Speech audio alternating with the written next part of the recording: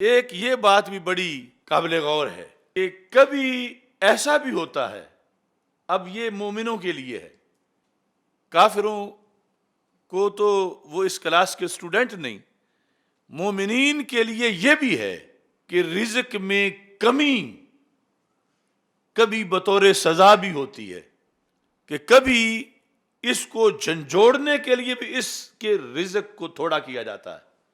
اور عاقبت میں یہ بھی اچھی بات ہے اس کے لیے کہ اگر کوئی مست ہوا ہو اور اسے ہوش ہی نہیں آ رہا اور اسی میں اس کی زندگی کے سال گزر جائیں اور پھر مر جائے، تو اچھا تھا اسے کوئی جھنجھوڑتا، اس کی نیند ختم ہوتی، یہ اطاعت کرتا، یہ نیکی میں آتا۔ تو اس بنیاد پر مومن کے لیے اللہ کی طرف سے یہ ادا بھی بڑی رحمت ہے کہ کبھی رزق میں کمی لائی جاتی ہے، یہ اسے بتانے کے لیے کہ تو نے فلاں گناہ کیا ہے، اس لیے ہم نے رزق میں کمی کر دی ہے۔ یعنی ادھر کافر جو ہیں انہیں تھوک کے لحاظ سے مل رہا ہے، اور وہاں تو یہ ہے کہ وہ جتنا اللہ کو بھولتے جا رہے ہیں اللہ اور دیتا جا رہا ہے ان کو۔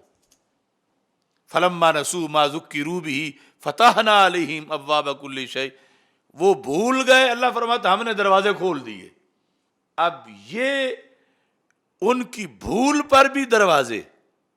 اور ادھر گناہ ہونے پر کمی،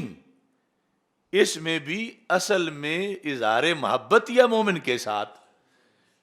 کہ وہ تو اس طرح استدراج میں میلے ٹھیلے میں آگے اگلا قدم جا کے جہنم میں رکھے گا کافر، اور مومن جو ہے اللہ اسے بچانا چاہتا ہے، تو اس کے پھر رزق میں کمی کر کے،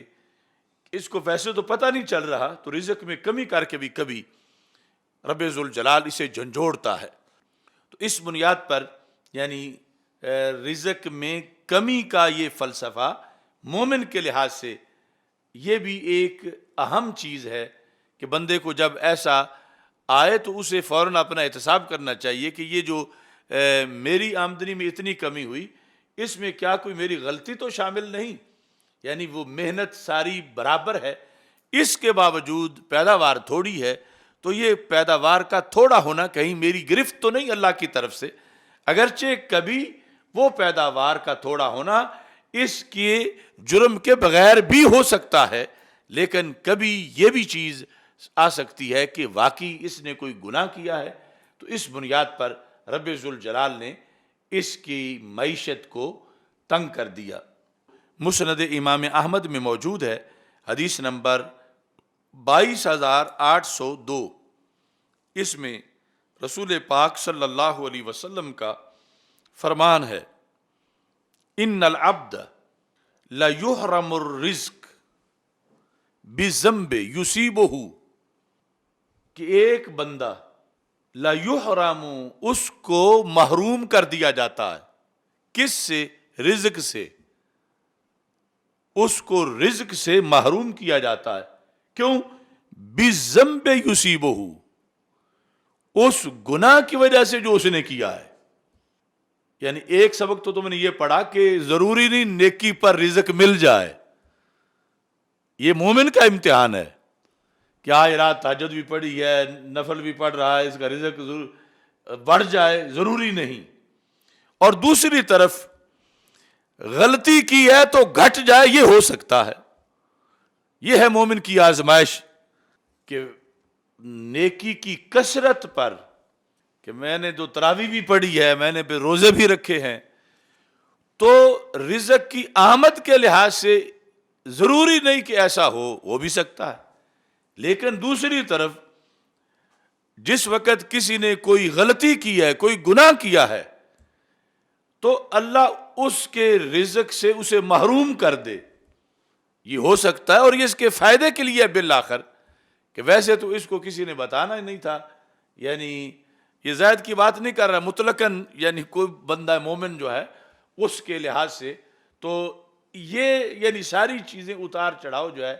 اس کو قرآن و سنت کی روشنی میں ذہن میں رکھنا چاہیے کہ رسول پاک صلی اللہ علیہ وسلم نے فرما دیا، ان العبد لیحرم الرزق بذنب یصیبہ، کہ کبھی ایسا ہو جاتا ہے کہ اس نے گناہ کیا، اللہ نے رزق بند کر دیا. ادھر جو کافر ہیں انہوں نے گناہ کیا، رب نے اور کھول دیا. فلما نسوا ما ذکروا به فتحنا علیہم،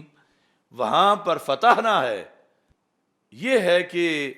یہ شہادت گاہ الفت میں قدم رکھنا ہے. لوگ آسان سمجھتے ہیں مسلمان ہونا، یعنی وہ کافر ہیں، وہ کافر ہیں، ان کا چونکہ وہ کسی حساب کتاب میں نہیں کہ اس فضائل میں